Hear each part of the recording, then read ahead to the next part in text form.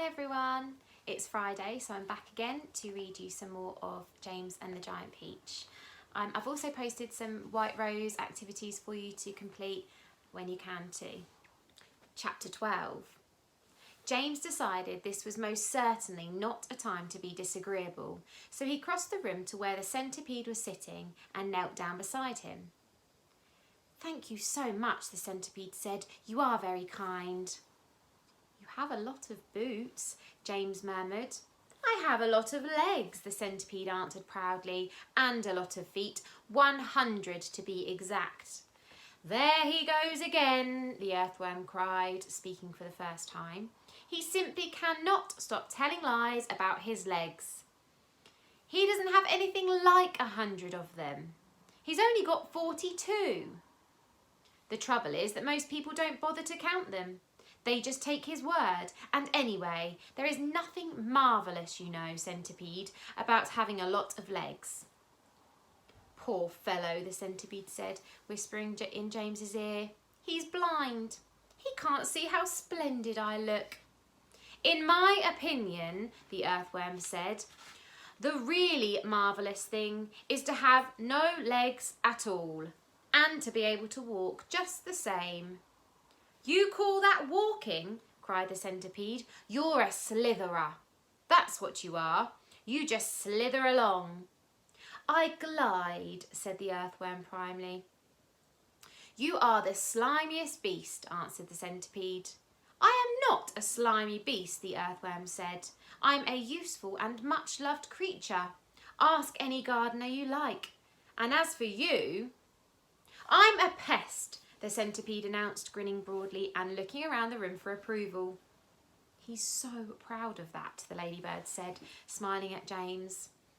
"Though for the life of me, I cannot understand why." "I am the only pest in this room," cried the centipede, still grinning away. "Unless you count the old green grasshopper. But he is long past it now. He's too old to be a pest anymore." The old green grasshopper turned his huge black eyes upon the centipede and gave him a withering look. "Young fellow," he said, speaking in a deep, slow, scornful voice, "I have never been a pest in my life. I am a musician." "Hear, hear," said the ladybird. "James," the centipede said. "Your name is James, isn't it?" "Yes." "Well, James, have you ever in your life seen such a marvellous, colossal centipede as me?" "I certainly haven't," said James. "How on earth did you get to be like that?" "Very peculiar," the centipede said. "Very, very peculiar indeed. Let me tell you what happened. I was messing about in the garden under the old peach tree and suddenly a funny little green thing came wriggling past my nose. Bright green it was and extraordinarily beautiful. And it looked like some kind of tiny crystal or stone." "Oh, but I know what that was," cried James. "It happened to me too," said the ladybird. "And me," Miss Spider said. "Suddenly there were little green things everywhere. The soil was full of them." "I actually swallowed one," the earthworm declared proudly. "So did I," said the ladybird. "I swallowed 3, said the centipede. "But who's telling this story anyway? Don't interrupt." "It's too late to tell stories now," the old green grasshopper announced. "It's time to go to sleep." "I refuse to sleep in my boots," the centipede cried. "How many more are there to come off, James?" "I think I've done about 20 so far," James told him. "Then that leaves 80 to go," the centipede said.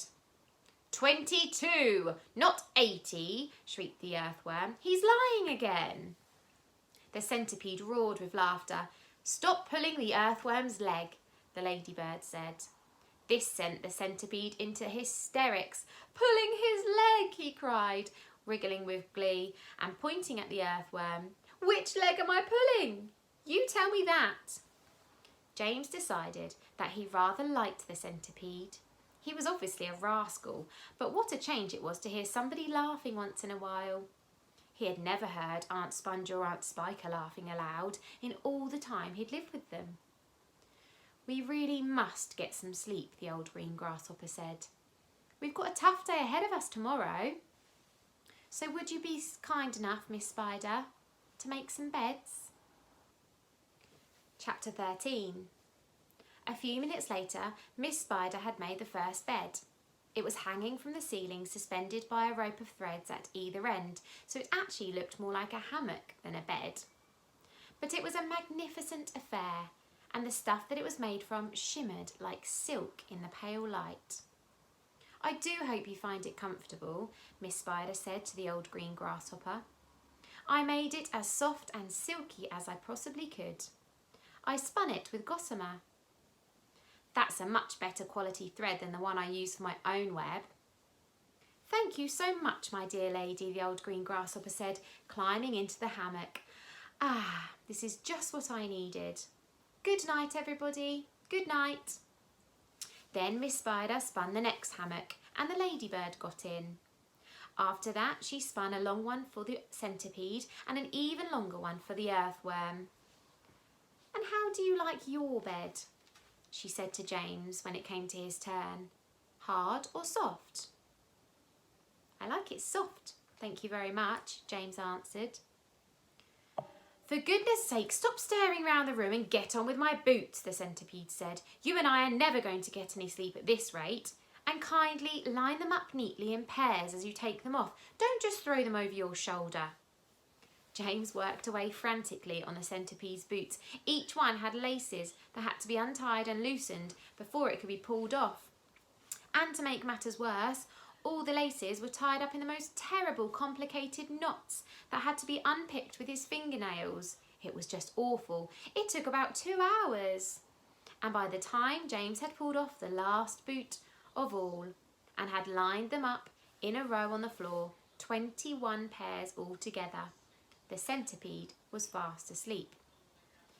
"Wake up, Centipede," whispered James, giving him a gentle dig in the stomach. "It's time for bed." "Oh, thank you, my dear child," Centipede said, opening his eyes. Then he got down off the sofa and ambled across the room and crawled into his hammock. James got into his own hammock, and oh, how soft and comfortable it was compared to the hard, bare boards that his aunts had always made him sleep on at home. "Lights out," said the centipede drowsily. Nothing happened.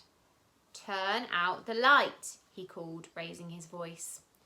James glanced around the room, wondering which of the others he was talking to, but they were all asleep.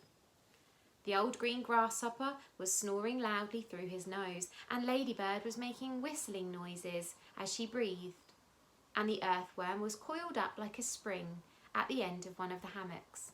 As for Miss Spider, she had made a lovely web for herself across one corner of the room, and James could see her crouching right in the very centre of it, mumbling softly in her dreams.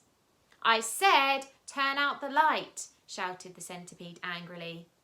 "Are you talking to me?" James asked him. "Of course I'm not talking to you," the centipede answered. "That crazy glowworm has gone to sleep with her light on."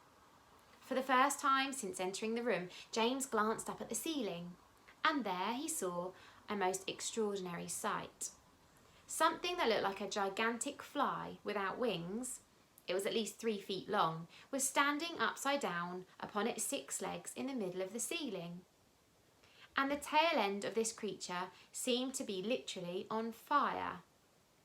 A brilliant greenish light, as bright as the brightest electric bulb, was shining out of its tail and lighting up the whole room.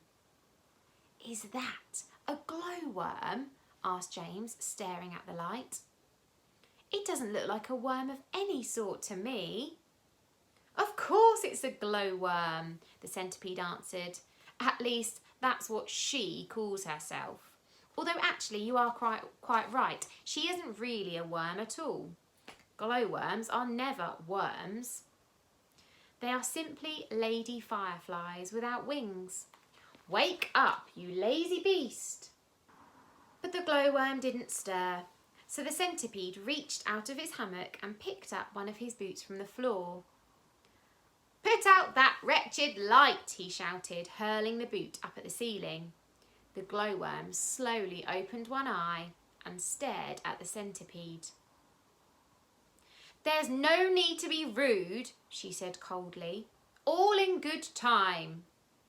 "Come on, come on, come on," shouted the centipede, "or I'll put it out for you." "Oh, hello, James," the glowworm said, looking down and giving James a little wave and a smile. "I didn't see you come in. Welcome, my dear boy, welcome, and good night." And then, click, out went the light.